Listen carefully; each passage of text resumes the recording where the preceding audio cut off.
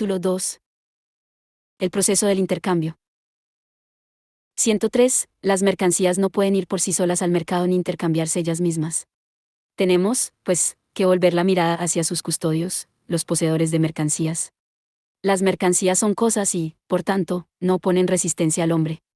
Si ellas se niegan a que las tome, éste puede recurrir a la violencia o, en otras palabras, apoderarse de ellas. 37. Para vincular esas cosas entre sí como mercancías, los custodios de las mismas deben relacionarse mutuamente como personas cuya voluntad reside en dichos objetos, de tal suerte que el uno, solo con acuerdo de la voluntad del otro, o sea, mediante un acto voluntario común a ambos, va a apropiarse de la mercancía ajena al enajenar la propia. Los dos, por consiguiente, deben reconocerse uno al otro como propietarios privados. Esta relación jurídica, cuya forma es el contrato, legalmente formulado o no, es una relación entre voluntades en la que se refleja la relación económica. El contenido de tal relación jurídica o entre voluntades queda dado por la relación económica misma. 38. Aquí, las personas solo existen, 104, unas para otras como representantes de la mercancía, y por ende como poseedores de mercancías. En el curso ulterior de nuestro análisis veremos que las máscaras que en lo económico asumen las personas, no son más que personificaciones de las relaciones económicas como portadoras de las cuales dichas personas se enfrentan mutuamente. Lo que precisamente distingue la mercancía a su poseedor es la circunstancia de que todo otro cuerpo de mercancía solo cuenta para aquella como forma de manifestación de su propio valor. Niveladora, 45, y cínica desde la cuna, está siempre pronta para intercambiar no solo el alma sino también el cuerpo por cualquier otra mercancía, aunque ésta sea más repulsiva que Maritornes. Esta falta de sensibilidad, en la mercancía, por lo concreto que hay en el cuerpo de sus congéneres, lo suple su poseedor con sus 5 y más sentidos. Su propia mercancía no tiene para él ningún valor de uso directo, caso contrario no la llevaría al mercado. Posee valor de uso para otros. Para él, solo tiene directamente el valor de uso de ser portadora de valor de cambio y, de tal modo, medio de cambio. 39, 46, de ahí que quieran ajenarla por una, 105, mercancía cuyo valor de uso lo satisfaga. Todas las mercancías son no valores de uso para sus poseedores, valores de uso para sus no poseedores. Por eso tienen todas que cambiar de dueño. Pero este cambio de dueños constituye su intercambio, y su intercambio las relaciona recíprocamente como valores y las realiza en cuanto tales. Las mercancías, pues, tienen primero que realizarse como valores antes que puedan realizarse como valores de uso. Por otra parte, tienen que acreditarse como valores de uso antes de poder realizarse como valores. Ya que el trabajo humano empleado en ellas solo cuenta si se lo emplea en una forma útil para otros. Pero que sea útil para otros, que su producto satisfaga necesidades ajenas, es algo que solo su intercambio puede demostrar. Todo poseedor de mercancía solo quiere intercambiar la suya por otra cuyo valor de uso satisfaga su propia necesidad. En esta medida, el intercambio no es para él más que un proceso individual.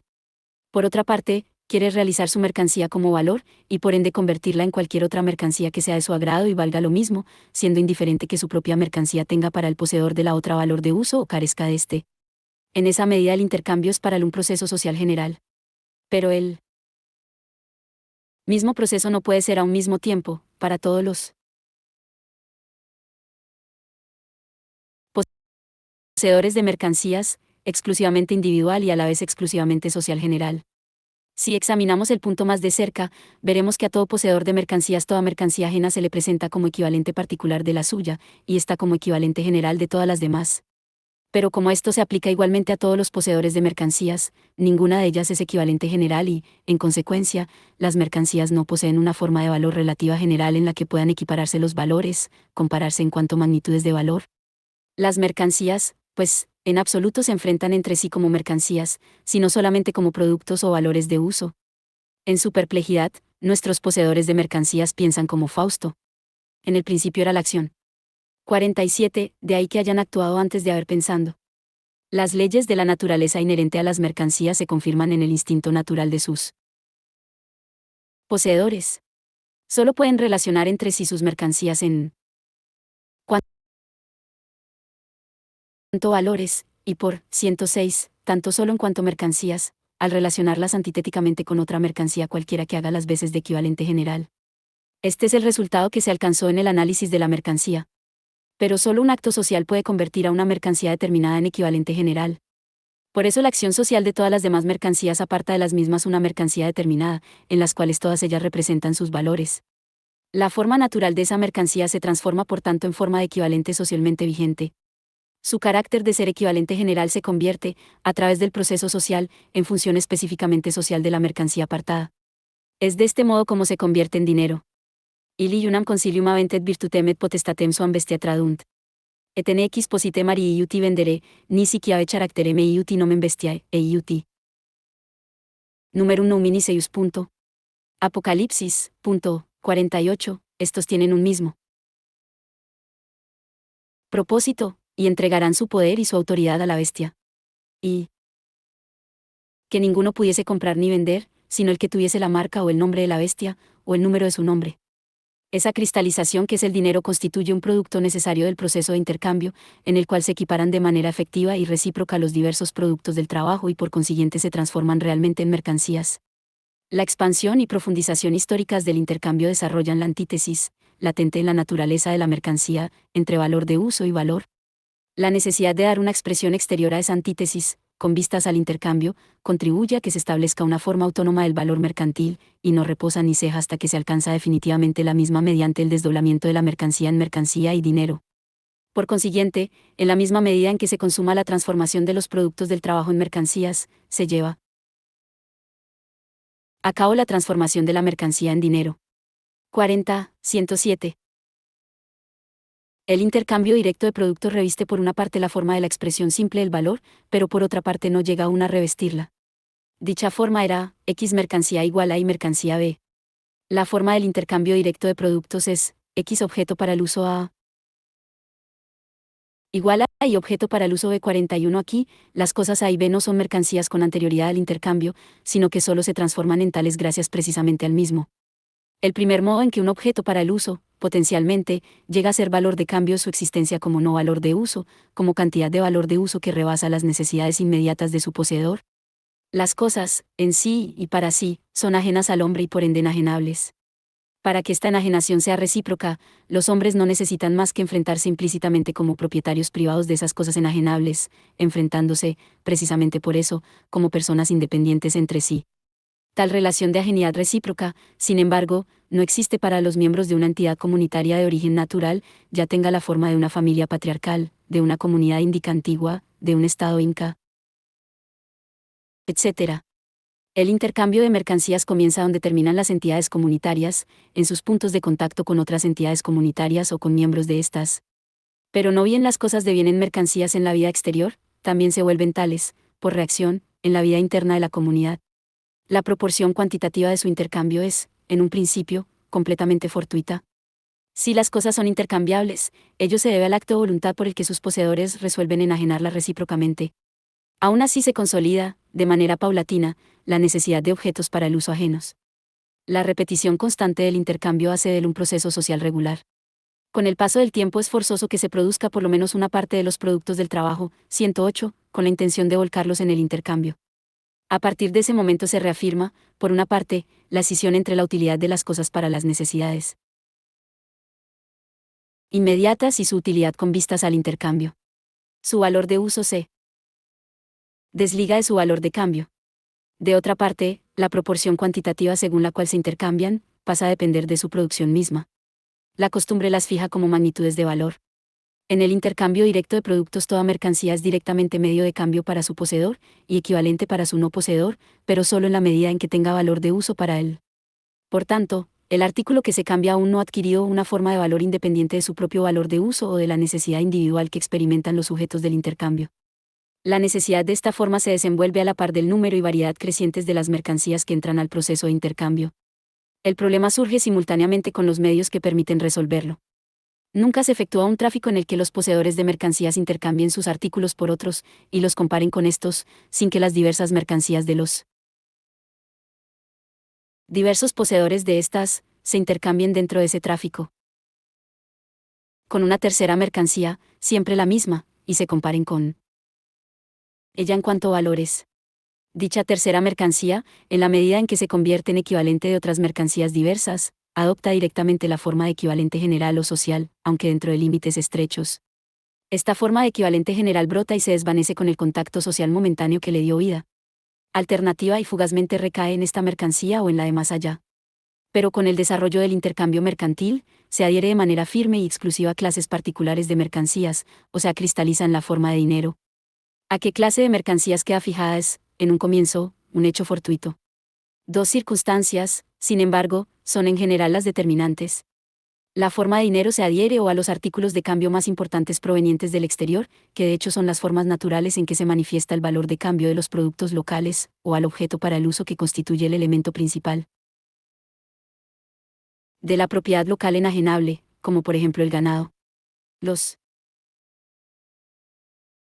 pueblos nómades son los 109 primeros en desarrollar la forma de dinero, porque todas sus pertenencias son móviles y revisten por tanto la forma de directamente enajenables, y porque su modo de vida los pone de continuo en contacto con entidades comunitarias distintas de la suya, incitándolos en consecuencia al intercambio de productos. A menudo los hombres han convertido al hombre mismo, bajo la forma de esclavo, en material dinerario original, pero nunca la tierra. Esta idea solo podía aflorar en la sociedad burguesa ya desarrollada. Data del último tercio del siglo XVII, y hasta un siglo más tarde, durante la Revolución burguesa de los franceses, no se intentó llevarla a la práctica a nivel nacional. En la misma medida en que el intercambio de mercancías hace saltar sus trabas meramente locales y que el valor de las mercancías, por ende, se expande hasta convertirse en concreción material del trabajo humano en general, la forma de dinero recae en mercancías adecuadas por su naturaleza para desempeñar la función social de equivalente general, los metales preciosos. Y bien, la proposición según la cual, aunque el oro y la plata no son dinero por naturaleza, el dinero es por naturaleza oro y plata, 42 muestra la congruencia entre sus propiedades naturales y sus funciones, 43 hasta aquí, sin embargo, solo conocemos una de las funciones del dinero, la de servir de forma de manifestación al valor de las mercancías o como material en el cual se expresan socialmente las magnitudes del valor de las mercancías. Forma adecuada de manifestación del valor, o concreción material del trabajo humano abstracto y, por consiguiente, igual, solo puede serlo una materia cuyas porciones posean toda la misma calidad uniforme. Por lo demás, siendo puramente cuantitativa la diferencia que existe entre las magnitudes del valor, la mercancía dineraria ha de poder reflejar diferencias puramente cuantitativas, y por tanto ser divisible a voluntad y en partes susceptibles de volver a integrarse. El oro y la plata poseen por naturaleza esas propiedades. El valor de uso de la mercancía dineraria se desdobla. Al lado de su valor de uso particular en cuanto mercancía, 110, el oro, por ejemplo, sirve para obturar cavidades dentarias, como materia prima de artículos suntuarios, etc., adquiere un valor de uso formal que deriva de sus funciones sociales específicas. Puesto que todas las demás mercancías son tan solo equivalentes particulares del dinero, y este el equivalente general de las mismas, aquellas se comportan como mercancías particulares ante el dinero como la mercancía general. 44 Hemos visto que la forma de dinero no es más que el reflejo, adherido a una mercancía, de las relaciones entre todas las demás mercancías. Que el dinero es mercancía, 45 pues, solo es un descubrimiento para quien parte de su figura consumada con el objeto de analizarla posteriormente. El proceso de intercambio confiere a la mercancía que él transforma en dinero, no el valor, sino la forma específica de valor que la caracteriza. La confusión entre ambas determinaciones indujo a que se considerara imaginario el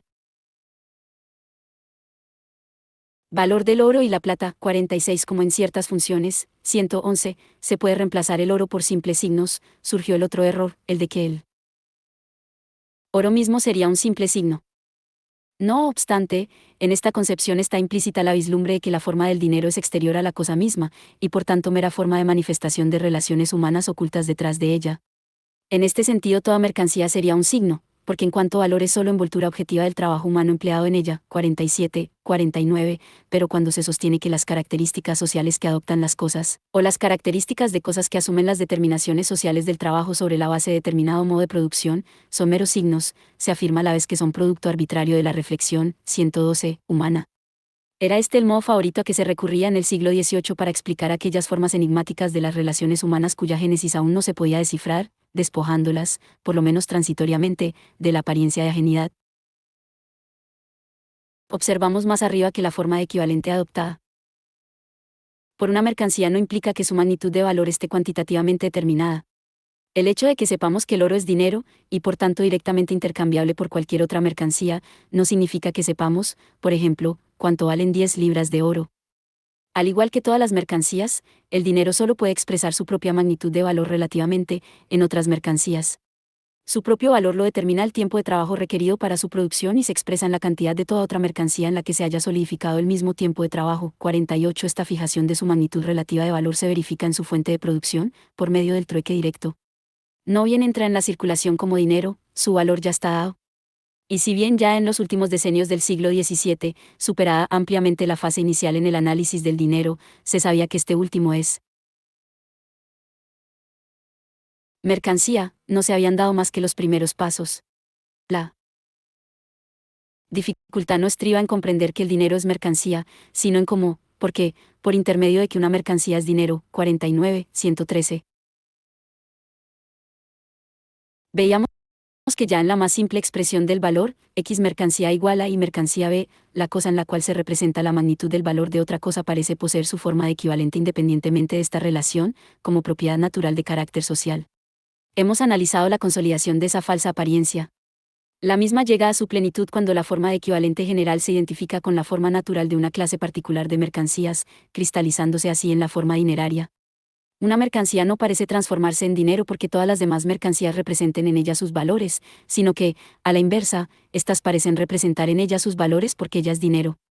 El movimiento mediador se desvanece en su propio resultado, no dejando tras sí huella alguna.